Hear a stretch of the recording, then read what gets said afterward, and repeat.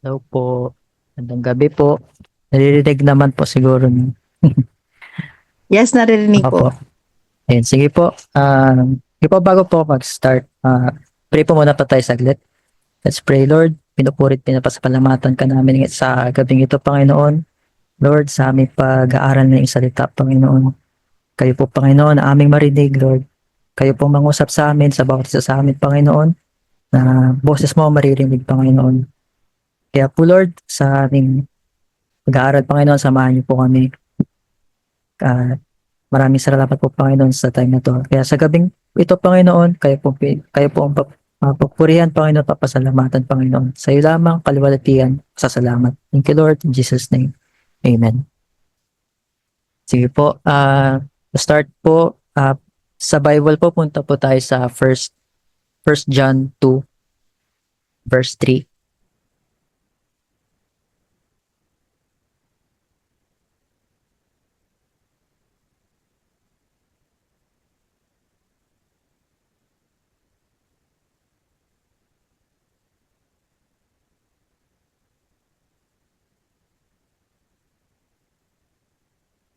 First John 2, verse 3 po.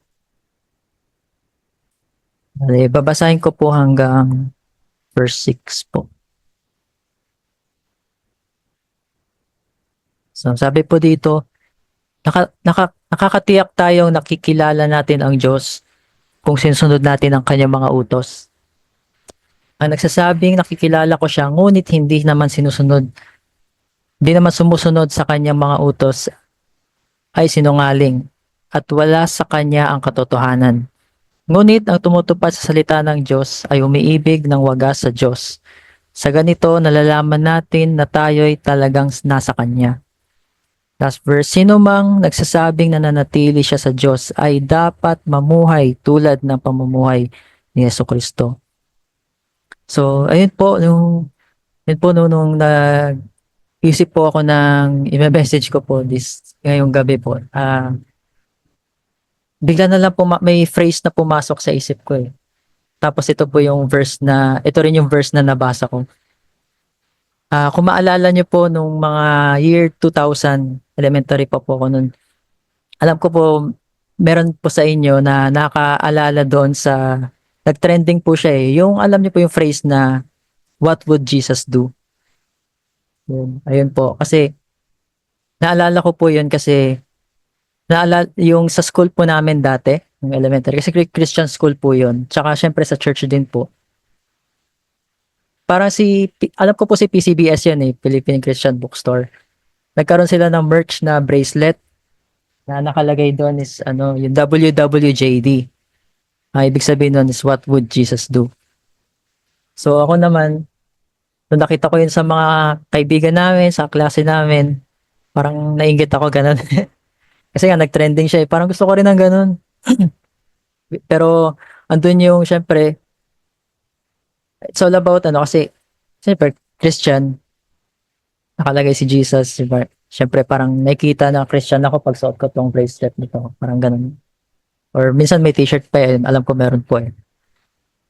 Pero andun sa akin yung ano ba talaga yung essence ng phrase na yun? What would Jesus do? Kaya ayun, talagang nung nabasa ko tong First John 2, 3 verse 2, 3 to 6, doon ko naintindihan na andun sa yung what would Jesus do?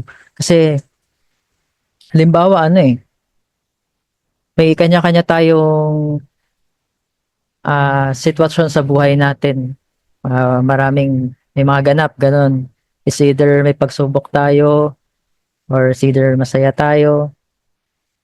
Andun yung yung sa verse 6 kanina, nakalagay dyan is, nagsasabing, sa verse 6, sino mang nagsasabing na natili siya sa Diyos ay dapat mamuhay tulad ng pamumuhay ni Jesucristo.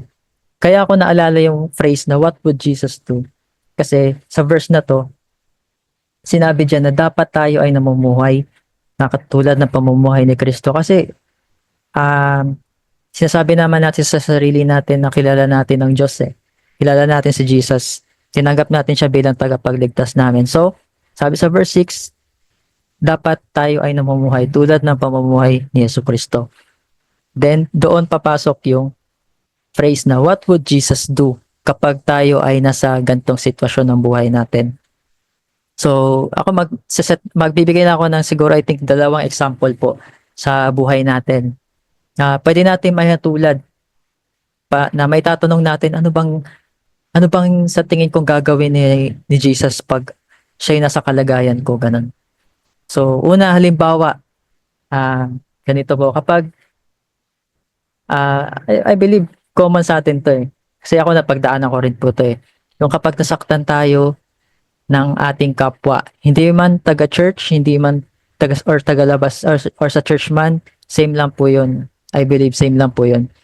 Kasi andyan lagi yung ano eh, yung challenges na ganyan, yung may umuusig sa atin, may may nananakit sa atin, either financially. Nananakit sa atin physically, mentally, spiritually, meron yan. Hindi siya nawawala. I believe kasi lahat po yan, ako po napagdaanan ko po yan. So, kapag ako nasa ganung sitwasyon, andun yung naiisip ko, kapag ako'y nasasaktan, what would Jesus do? Kumbaga, I'm sorry, parang kapag nasaktan ako, may nakasakit sa akin, anong gagawin ko? Yun yung unang magiging tanong ko, anong gagawin ko? Since alam naman na natin yung salita ng Diyos, sabi dyan sa verse 6, di ba? Ulitin ko ulit. Dapat tayo ay namumuhay ayon sa pamumuhay ni Kristo, ni Jesucristo. So parang pwede kong maitanong eh. Pag ako nasa sitwasyon na yun, ano kayang gagawin ni Jesus? So,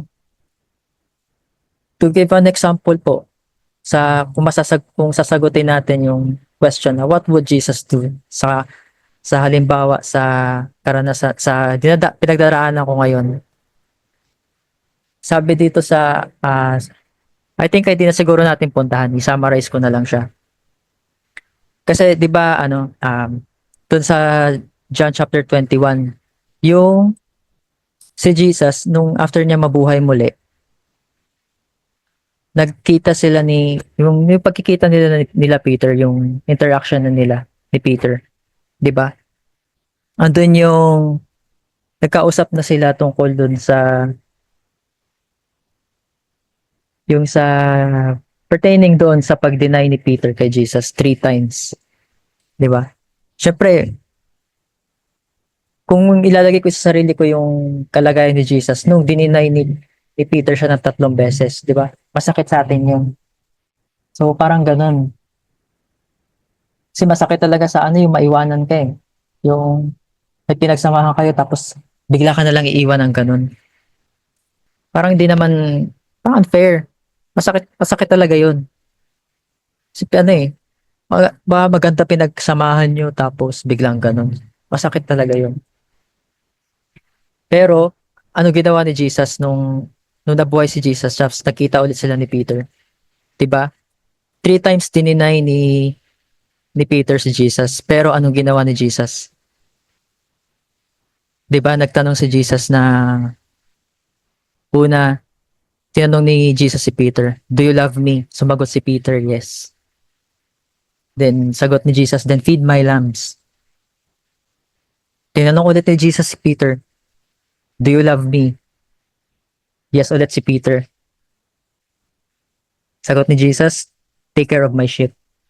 Tapos, pangatlo, tinanong ulit, "Do you love me?" Diba doon yung nalungkot na si Peter kasi na-realize niya na parang tinapatan ni Jesus yung pag-deny niya ng 3 beses. Kaya tapos nung nalungkot si Peter, sumagot si Peter, "Yes." Then sabi ulit ni Jesus, feed my sheep." So, nung binabasa ko to, talagang andun yung love eh. Yung love ni Jesus kay Peter. Hindi niya pinakmuka kay Peter na dininay mo ko. Ba't mo ako dininay? Parang di naman tama yun. Parang hindi niya pinamuka kay Peter na na dininay mo ako. Pero hindi niya dinidiin dun sa kasalanan ginawa niya. Pero ano ginawa ni Jesus? Sa halip ni restore niya si Peter, in-encourage niya, muli siyang pinagkatiwalaan sa ministry niya. Diba? Ayun nga, sabi nga, feed my lambs, take care of my sheep, feed my sheep. So, andun pa rin yung tiwala ni Jesus kay Peter. Kahit na gano'n ang ginawa ni Peter. Kaya andun yung love eh. Honestly, kanina ginagawa ko to sa office eh. Yung message ko kanina. Kasi tinapos ko lahat ng pending ko para magawa ko to. Nung binabasa ko tong 1 John 21 verse 15 to 17. Honestly po, talagang doon ako sa office kanina. Nung binabasa ko to, parang naiiyak ako.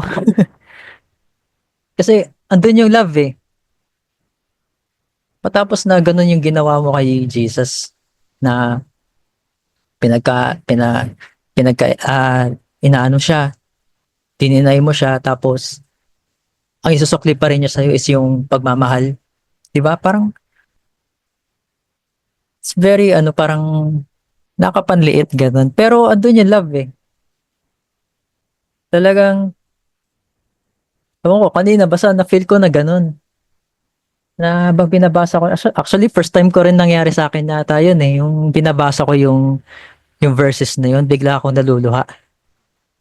Kaya nahiya ako sa office kanina, buti na lang, dalawa lang kami nandun sa loob ng office eh. Nasa, mga, yung isa, yung boss ko po naka-leave, yung isa may pinuntahan sa Tarlac.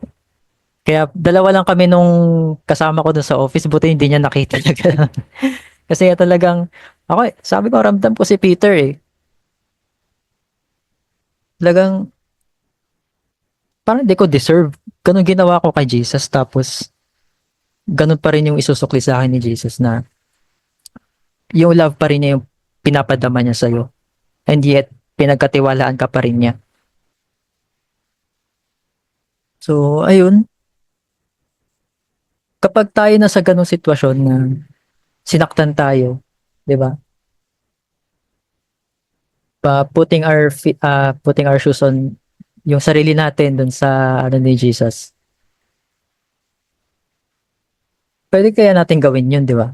Kaya may tanong, magagawa ko ba 'yan? I believe magagawa natin 'yun na kahit na sinaktan tayo, ang maibibigay pa rin natin sa kanila, dun sa mga taong 'yun, is yung love pa rin, 'di ba?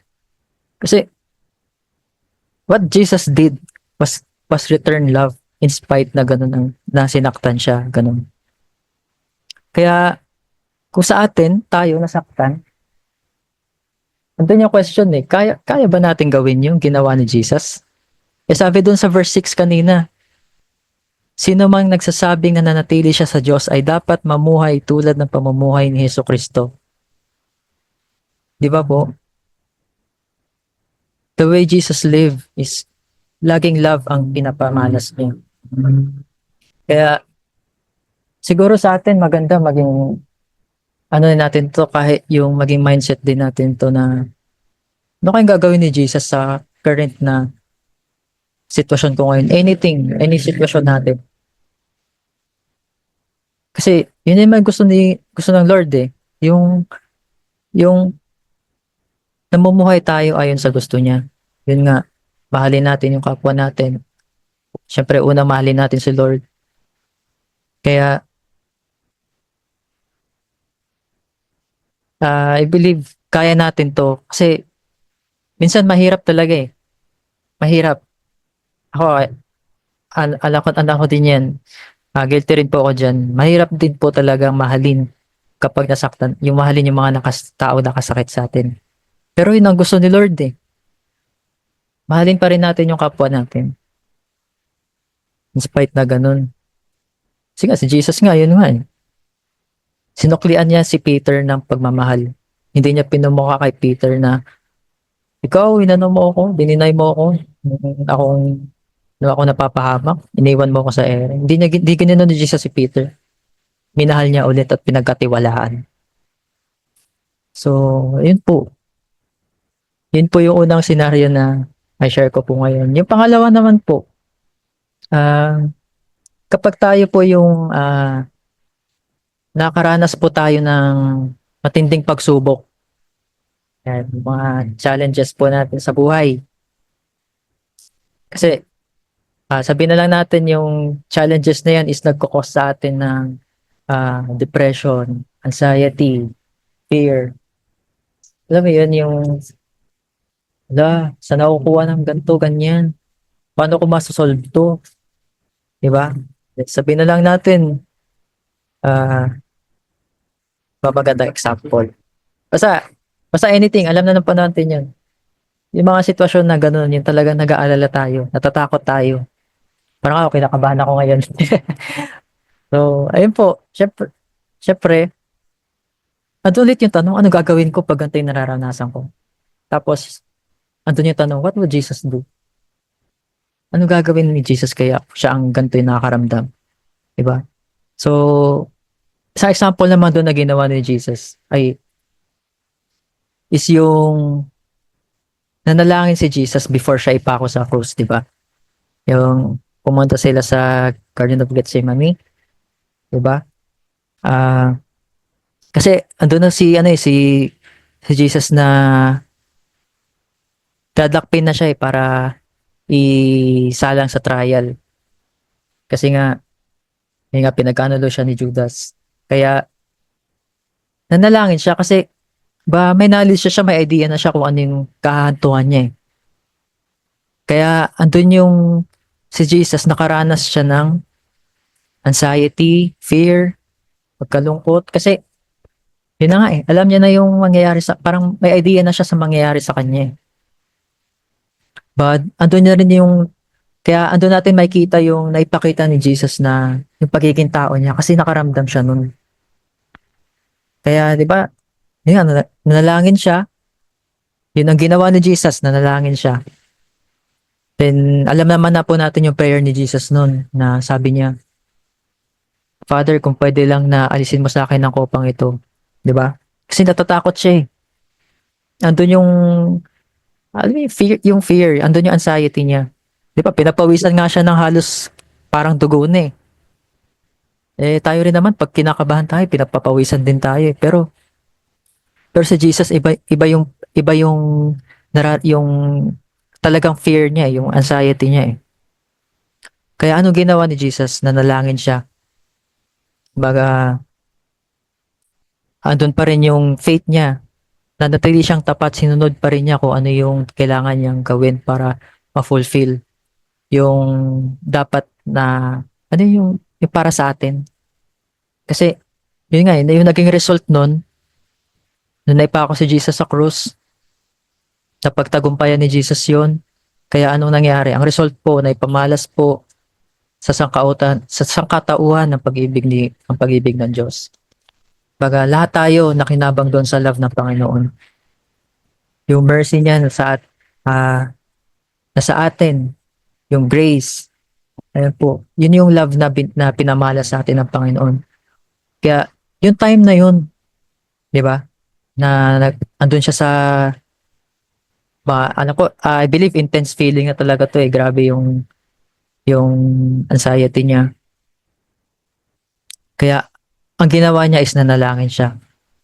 So, kaya po tayo pag tayo nandun sa ganong sitwasyon, syempre, kumbaga sa ating mga Kristiyano, ano na yan eh, ando na sa atin yun eh, yung kapag nakaranas tayo ng mga ganyan, ang ginagawa agad natin is nananalangin.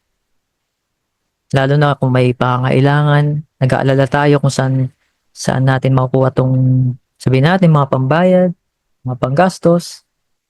Andun yung anxiety eh. Pero, ang ginawa ni Jesus, nanalangin siya nung siya yung nasa sa lugar na yun. So, yun po yung isa sa mga example. Actually, marami pa po tayong pwedeng isa't example dun sa tanong na what would Jesus do sa mga senaryo niya. Siguro magdadag ako na isa. Yung, halimbawa naman po, yung nung habang ano na po siya, yung bago na siya ipako sa krus, diba, nakaranas po siya ng pag-uusig, sinaktan siya physically, mentally, spiritually, I believe, emotionally, diba? Yung nilagay sa kanya yung koronang tinik, tapos minamak siya ng mga guards. Ano ginawa ni Jesus nun? Nanahimik lang siya. Actually, masasabi natin na may kapangyarihan siya na may gawin siya para lang matigil lahat yun eh, pero hindi niya ginawa. Nanahimik lang siya dahil um, andun yung ano po eh, yung pagmamahal sa atin. Na kailangan niya ma-fulfill yung kailangan niyang gawin para sa ating lahat. So, ayun po. Medyo mabilis lang po yung message ko. So, in closing po, maganda po sa atin bilang mga Kristiyano yung kasi I believe lahat naman tayo tinatry natin yung best natin na mamuhay tulad ni Jesus. Kasi yun na yung ano natin eh, pag pinaka-example natin eh na ano mo yun yung makikita sa ating lahat ng iba, lahat ng tao either sa church or sa labas ng church, ito pa rin yung nakikita pa rin sa atin si Jesus, yung love ni Jesus na sa atin, naipapamahagi natin sa kanila. Siguro, di naman siguro siya ganun kahirap na singit lang ganun. Sa sitwasyon ko ngayon, tanungin muna natin sa sarili natin. Like, halimbawa, may gagawin tayong desisyon, may gagawin tayong mga bagay na ganito, may sasabihin tayo. Parang isipin muna natin yung question, what would Jesus do sa ganitong sitwasyon ko ngayon? Kasi from that question, parang may guide na tayo kung paano natin ma-achieve yung pamumuhay na ayon kay Hesus Kristo. Para di ko naman masasabi na ma-achieve natin talaga yung 100%. Dahil syempre, nagkakamali pa rin tayo. May free will tayo kasi di natin alam. Minsan, bugso ng damdamin. Ah, Unawarely, nakakapagsalita tayo ng hindi dapat. Andun yun. Kaya maganda rin na bago natin gawin isang bagay o magsalita o may sasabihin tayo, maisip natin na kung magre-reply ako dito or magre-react ako dito, ano kaya pwede maging reaction ni Jesus? Ayan. So, yun yung tanong ko po doon na, ayun po yung tanong doon, what would Jesus do sa sitwasyon ko na ganito? Siyempre, masasagot ng Bible yan pag binabasa natin, di ba? Siyempre, basahin po ulit natin kung ano yung mga ginawa ni Jesus. Lahat tayo makukuha natin dyan. Para i-absorb lang na po natin. Kaya lahat ng mga sagot na sa tanong na what would Jesus do, nasa Bible po yan. Basahin lang po natin, ganun, i-absorb natin, i-meditate natin. Tapos, syempre, ipasabuhay po natin. Kaya, so I think yun lang po. So, muli po, what would Jesus do kapag nasa sa isang sitwasyon tayo na sa tingin natin kailangan natin pag-isipang mabuti kung ano yung mga gagawin natin. So, praise God, yun lang po.